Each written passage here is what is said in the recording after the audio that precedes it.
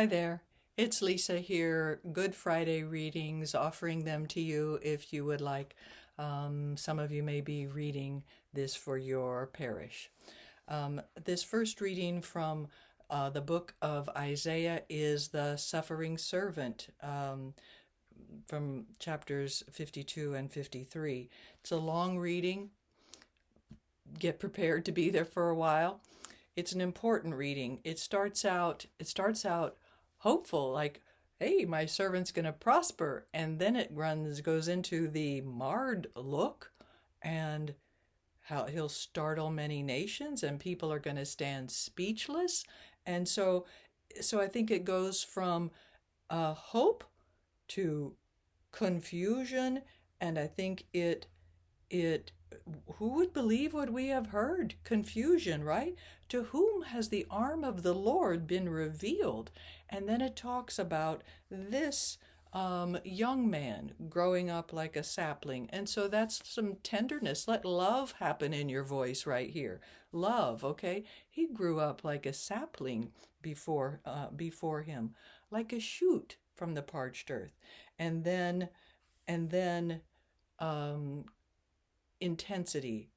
Yet it was our infirmities that he bore, our infirmities, our sufferings that he endured. While we thought of him as stricken, afflicted, one smitten by God and afflicted, he was crushed for our offenses.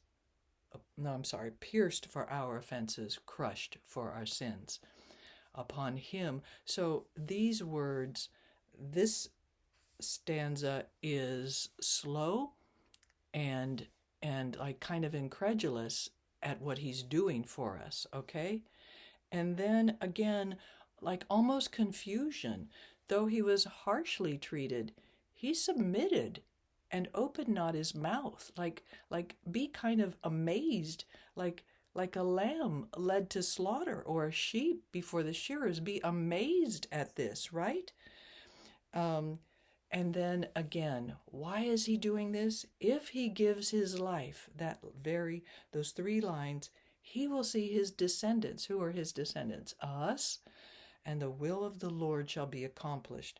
And because of his affliction, he shall see the light of day. So your voice is rising in that section, right? That section. And he shall take away the sins of many and win pardon for their offenses. So we're smiling at the end. Glory be to God. Okay, so let me try that with you and see if this can make sense, those different stanzas having a whole different emotion to them, each one. So a reading from the book of the prophet Isaiah. Again, we'll do 1, 2, 3 before we start. See, my servant shall prosper. He shall be raised high and greatly exalted.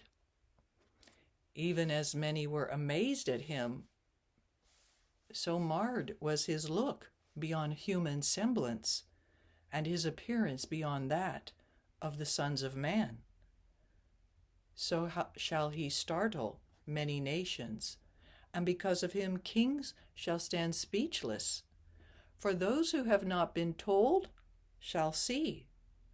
Those who have not heard shall ponder it. Who would believe what we have heard? To whom has the arm of the Lord been revealed? He grew up like a sapling before him, like a shoot from the parched earth. There was in him no stately bearing to make us look at him, nor appearance that would attract us to him. He was spurned and avoided by people, a man of suffering, accustomed to infirmity, one of those from whom people hide their faces, spurned, and we held him in no esteem.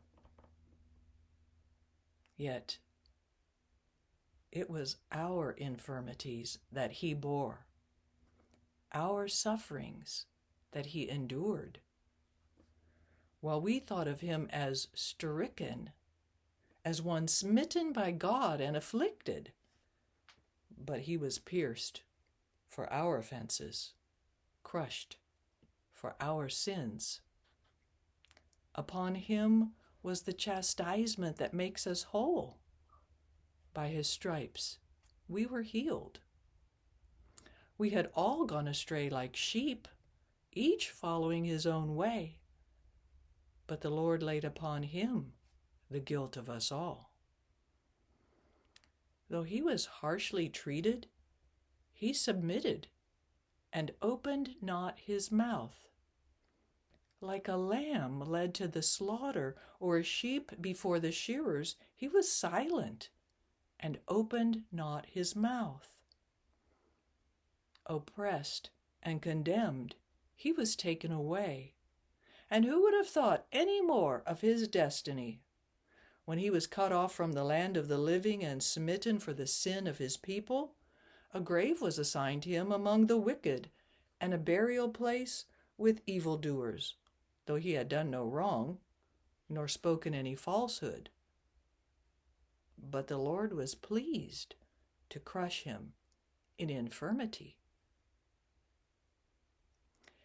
If he gives his life as an offering for sin, he shall see his descendants in a long life, and the will of the Lord shall be accomplished through him. Because of his affliction, he shall see the light in fullness of days. Through his suffering, my servant shall justify many, and their guilt he shall bear.